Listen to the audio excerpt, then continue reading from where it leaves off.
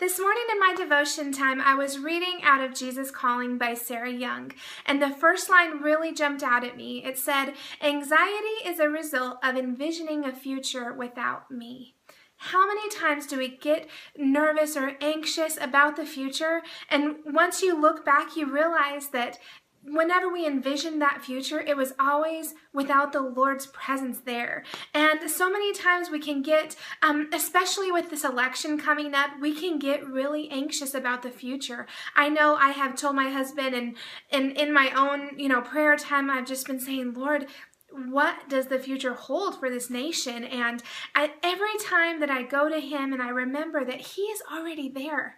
Anytime that you're struggling with the fear of the future, remember God is already there. God already knows what's going to happen in the future. And not even just in the future of this nation, but in your own life. I know that sometimes you can look at maybe a fitness goal and say, you know what? I have to lose 50 pounds. And there doesn't seem like there's any way that my future is ever going to consist of me being healthy and meeting this goal.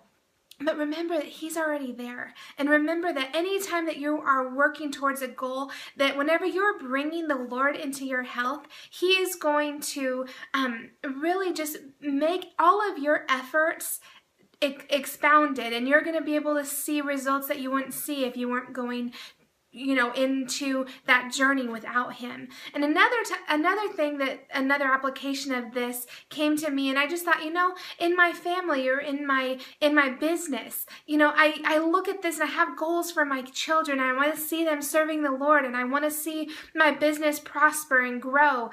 And sometimes it seems like, those are so far out there and you can get anxious about it. But remember that God's already there. And anytime that you're feeling that anxiety about the future, just look back and take a step back and imagine that future knowing that God's already there. Imagine that future knowing that he's still in control. So no matter who wins in this election coming up, God still reigns over any president that will ever be, any kingdom that will ever grow. He is still king over all of it. And in your own life, no matter what your struggles are, no matter what fears that you have about the future, maybe over your children or your life or finances or whatever it is, he is still in control, and he's already there. He's already ready. He already knows who's going to win the election, and he's already there, and he's already reigning over that situation.